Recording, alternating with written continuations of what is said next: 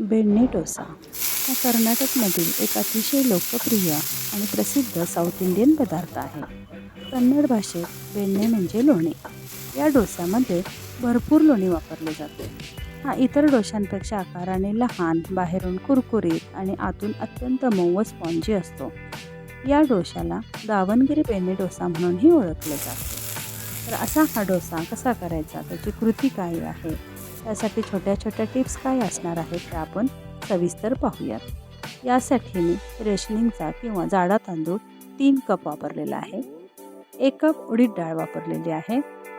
पाव कप हरभरा डाळ, 1 अष्टमांश कप तुरीची डाळ, 1 चमचा मेथी. तांदूळ आणि सर्व डाळी आपण धुवून स्वच्छ पाणी घालून ठेवणार आहे. तांदूळ धुताना 3 ते 4 वेळेला पाण्याचा वापर करणार आहे आपण. डाळ मात्र 1 ते 2 वेळेलाच धुवून घ्यायची आहे. डाळ आणि तांदूळ धुवून झालं की त्यामध्ये पुरेसे पाणी घालायचे आहे. त्यामध्ये आपण अर्धा कप कांदा पोह्याचा वापर केलेला आहे. पोहे आपण डाळ किंवा तांदूळ कशामध्येही भिजत घातले तरीही चालतात. 7 ते 8 तास आपल्याला डाळी भिजत घालायच्या आहेत. 7 ते 8 तासानंतर आपण मिक्सरला बारीक वाटून घेणार आहे. इथं वाटताना पाण्याचा गरजेपुरताच वापर करायचा आहे. पीठ आपण फार पातळ किंवा घट्ट करणार नाही आहे. पीठ पातळ झाले तर आंबळ्याला म्हणजे पीठ व्यवस्थित आंबलं जात नाही. या पद्धतीने आपण एकदम बारीक फाईन वाटून घेणार आहे. डाळ आणि तांदूळ मिक्सरला फिरवून आपण एका डब्यामध्ये भरून घेणार आहे. डबा आपला अर्धाच भरला पाहिजे, अर्धा डबा रिकामा राहिला पाहिजे, म्हणजे पीठ आंबायला जागा राहते. हवा थोडीशी थंड असेल तर डाळी वाटताना, तांदूळ वाटताना आपण त्यामध्ये अर्धी वाटी दह्याचा वापर करायचा आहे. त्यामुळे पीठ अत्यंत सुंदर पद्धतीनं आंबलं जातं. खूप पातळ करायचं नाही आहे. डाळ आणि तांदूळ वाटून झाले की ते व्यवस्थित मिक्स करून आपण ठेवणार आहे.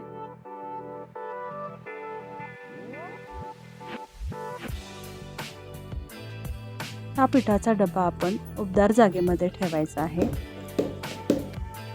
जेणेकरून पीठ पटकन आंबेल.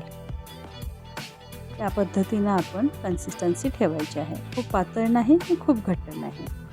आता आपण पोळी चटणी कशी करायची बघूया. 1 कप उडीद डाळ घेतलेली आहे. डाळ आपण खमंग भाजून घेणार आहे. डाळीचे प्रमाण इथं थोडेसे कमी जास्त तुमच्या आवडीप्रमाणे केले तरी चालतं. उडदाची डाळ थोडी भाजत आली की आपण त्यामध्ये हरभरा डाळ घालणार आहे.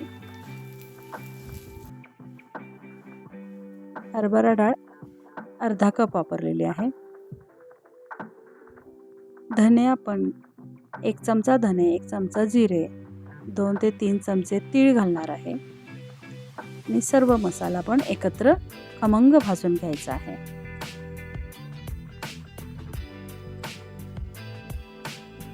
छान वास सुटलेला आहे. खमंग भाजून झाला की आपण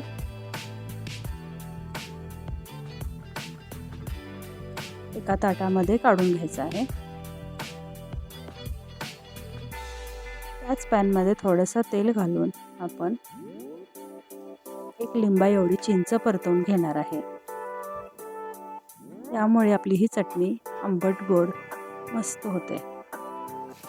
10 ते 12 किंवा तुमच्या चवीप्रमाणे काश्मीरी मिरची परतवून घ्यायची आहे. एकदम कुरकुरीत करून घ्यायची. मूठभर कढीपत्ता त्यातच घालायचा आहे. थोडी चांगला परतवून घ्यायचा आहे. पाण्याचा अंश राहता कामा नये. मिक्सरला वाटताना आपण प्रथम चिंच, हिरवी मिरची, सुकी मिरची आणि कढीपत्ता वाटून घेणार आहे. बारीक झाले की त्यामध्ये आपण डाळी घालायच्या आहेत. चवीप्रमाणे मीठ घालायचं आहे आणि बारीक करून घ्यायचं आहे. रंग किती सुंदर आलेला आहे बघा. टेस्ट बॅलन्स करण्यासाठी तुम्ही यामध्ये थोडीशी साखर घातली तरी पण चालते. हवाबंद डब्यामध्ये पोळी चटणी आपण काढून घ्यायची आहे. ही चटणी 1 ते 1.5 महिना खमंग छान राहते. आता त्याच पॅनमध्ये आपण थोडंसं तेल घेऊन मोहरी घातलेली आहे, थोडीशी बडीशेप घातलेली आहे, हिंग घातलेला आहे, कढीपत्ता, हिरवी मिरची, थोडासा कांदा घातलेला आहे. कांदा आपण फार परतवून नाही घेणार आहे, थोडासा ट्रान्सपरंट झाला की त्यामध्ये हळद घालायची आहे, चवीप्रमाणे मीठ, थोडंसं परतवून घ्यायचं आहे आणि बटाटे घालून आपण भाजी करून घेणार आहे. डोस्याची भाजी करताना आपल्याला यामध्ये थोडीशी बडीशेप घालायची आहे. पीठ आता आपलं आंबलेलं आहे. थोडंसं पीठ काढून घेऊन त्यामध्ये आपण मीठ आणि साखर घालून मिक्स करून घ्यायचं आहे. तवा तापला की त्यावरती पाण्याचा शिपका मारून तव्याचं टेम्परेचर आपण डाऊन करून घ्यायचं आहे आणि त्यावरती बॅटर घालायचं आहे.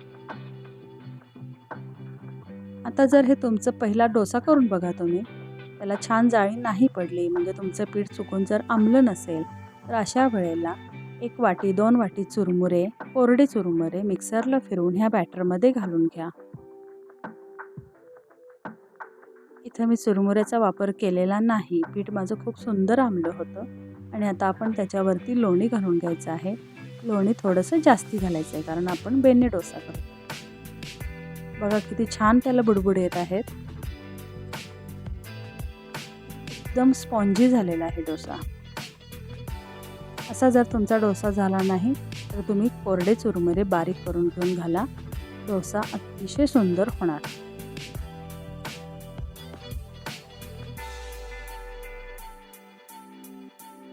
गॅस आपण फार मोठा करायचा नाही आहे, मीडियम टू हाय ह्याच्यामध्ये ठेवायचा आहे. खालून बघा किती सुंदर सोनेरी झालेला आहे.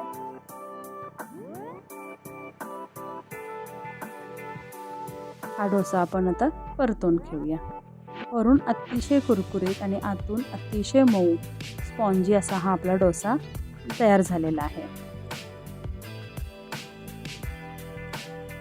हा खमंग आणि स्वादिष्ट बेने डोसा नारळाच्या चटणीसोबत खूपच छान लागतो. तुम्ही सुद्धा ही रेसिपी नक्की करून बघा.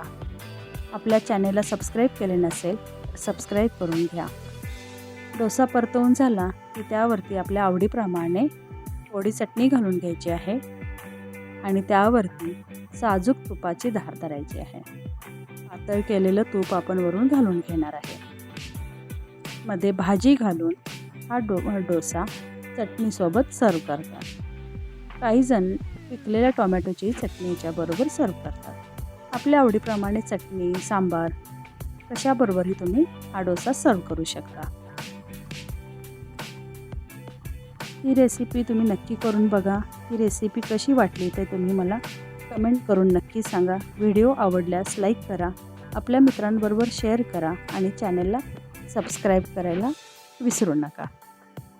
तर असा हा आपला बेने डोसा आपण बटाट्याची भाजी आणि चटणी सोबत सर्व करत आहे. धन्यवाद.